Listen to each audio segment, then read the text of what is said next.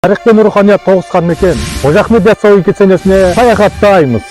Түркістан қаласында орналасқан Қожа Ахмет Яссауи кесенесі тек Қазақстанның ғана емес, бүкіл түркі әлемінің рухани орталығы саналады. 14 ғасырда Әмір Темірдің бұйрығымен салынған бұл ерекше тарихи жәдігер ЮНЕСКО-ның бүкіл әлемдік мұралар тізіміне енген. Бұл киелі жерге саяхат тек мәдениет пен тарихты тану ғана емес, сонымен бірге рухани байлыққа жету жолы. Кесенеге барғанда сіз ежелгі замандағы сәулет өнерінің ғажайып үлгілерін көріп, тарихтың тереңіне бойлайсыз.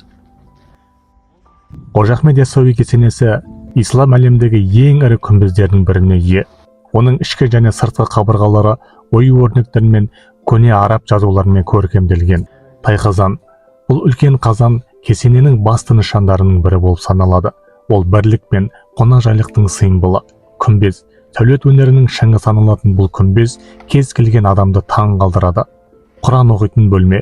Рухани тыныштыққа бөленгіңіз келсе, осы жерде бір сәт аялдаңыз. Кесене айналасында этноауылдар мен базарлар бар. Онда сіз жергілікті шеберлер жасаған кәдесыйларды сатып алып, ұлттық тағамдардың дәмін татып көре аласыз. Түркістанның қонақжайлығы сізге ерекше әсер етеді. Қожа Ахмет Яссауи кесенесіне саяхат жүрекке рухани тыныштық пен сананы сергітетін сапар. Бұл мекен тек тарих пен мәдениеттің куәсі ғана емес, сондай-ақ руханияттың да қайнар көзі. Бұл жерге келу ерекше тәжірибе. Кесененің атмосферасы тыныштық пен рухани шабыт сыйлайды. Тайқазан жанында отырып, өткен дәуірлердің рухын сезінесіз. Ал күмбездің астындағы көрініс адамды таңдандырмай қоймайды. Кесенеге бару оңай, әрі қолжетімді. Түркістан қаласына пойыз, автобус немесе көлік арқылы жете аласыз.